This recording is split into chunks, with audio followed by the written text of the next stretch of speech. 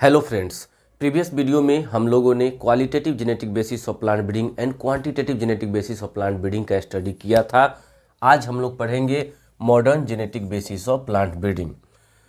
वास्तव में modern genetic basis of plant breeding की शुरुआत तब होती है जब interspecific and intergeneric hybridisation करना शुरू किया गया और उनमें बहुत कम सक्सेस हाथ लगा। इंटर स्पेसिफिक हाइब्रिडाइजेशन के केस में तो कुछ हद तक सफलता मिली। आप इसका एग्जाम्पल देख सकते हैं, यूएस ट्रायंगल इसका एक अच्छा एग्जाम्पल है, जिसमें कि Brassica nigra, Brassica ओलरेसिया and Brassica campestris का एक ट्रायंगल बनाया जाता है। जब आप ब्रेसिका निग्रा और ब्रेसिका ओलरेसिया का क्रॉस कराएंगे तो ब्रेसिका कैरिनाटा बनेगा। ब्रेसिका निग्रा और ब्रेसिका कैम्पेस्ट्रिस का क्रॉस कराएंगे तो ब्रेसिका जुन्सिया बनेगा एंड ब्रेसिका ओलरेसिया ब्रेसिका कैम्पेस्ट्रिस का क्रॉस कराएंगे तो ब्रेसिका नेपस बनेगा। कई बुक में आपको ब्रेसिका कैम्पेस्ट्रिस को ब्रेसिका रापा भी लिखा होता है, चूँकि दोनों स्पीसीज सेम ही है।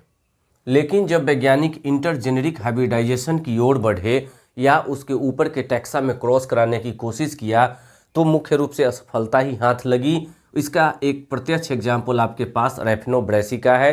Raphanobrassica Raphanus sativus and Brassica oleracea का क्रॉस है। आप जानते हैं रैफिनस सटाइवस मूली एंड ब्रेसिका ओलरेसिया बंधा गोभी को कहते हैं।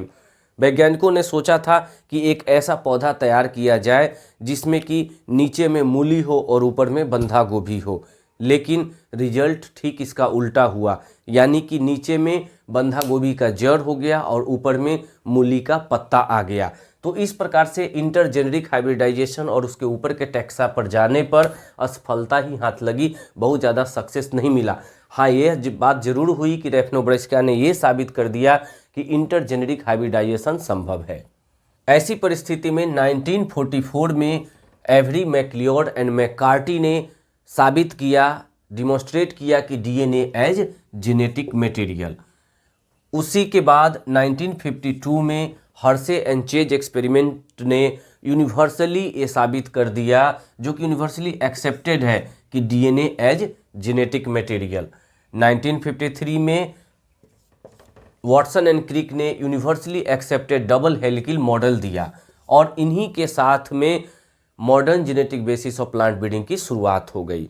1956 में ओकुआ ने आरएनए का इन विट्रो सिंथेसिस किया और उसी साल कॉर्नबर्ग ने in vitro synthesis technique develop किया डीएनए का, और इन दोनों टेक्निक्स के कारण ओकुआ एंड कॉर्नबर्ग को 1959 में नोबेल प्राइज से सम्मानित किया गया था।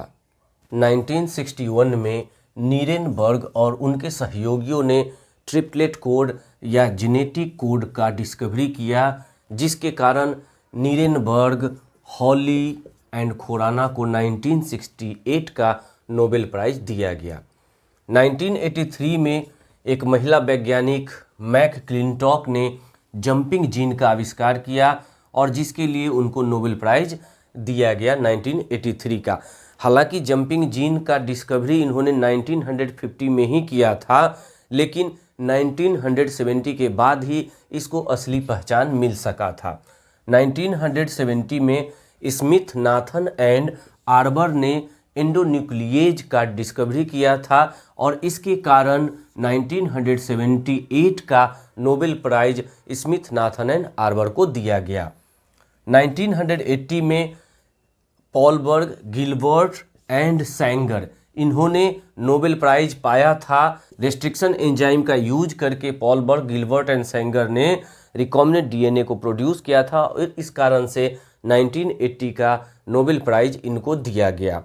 इस तरीका से जब रिकॉम्बिनेंट डीएनए टेक्नोलॉजी का डेवलपमेंट हुआ तो एक तरीका से मॉडर्न जेनेटिक्स में क्रांति आ गई, क्योंकि रिकॉम्बिनेंट डीएनए टेक्नोलॉजी की मदद से नए जीनोटाइप को बनाना आसान हो गया। इंटरजेनेरिक एंड इंटर स्पेसिफिक हाइब्रिडाइजेशन जो क्लासिकल ब्रीडिंग के द्वारा संभव नहीं था, अब उसमें भी सफलता हाथ लगने लगी, क्योंकि इस परिस्थिति में रिकॉम्बिनेंट डीएनए टेक्नोलॉजी के केस में एक ऑर्गेनिज्म से दूसरे ऑर्गेनिज्म में जीन को ट्रांसफ़र करना आसान हो गया।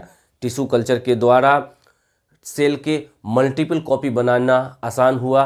वहीं जेनेटिक इंजीनियरिंग की मदद से किसी भी इंडिविजुअल से डिजायर्ड जीन को या ट्रांसजीन्स को किसी अन्य ऑर्गेनिज्म में ट्रांसफर करना आसान हुआ। Genetic basis of plant breeding के अंतर्गत qualitative genetic basis of plant breeding, quantitative genetic basis of plant breeding and modern genetic basis of plant breeding तीनों का साथ साथ अध्ययन करते हैं, क्योंकि तीनों का अपना अपना महत्व है। तो इस प्रकार आज हम लोगों ने genetic basis of plant breeding को कंप्लीट किया। मिलते हैं अगले वीडियो में, तब तक आप लोग अपना और अपने माता पिता का ख्याल रखें और अपने राष्ट्र का नाम रोशन करें। जय हिंद।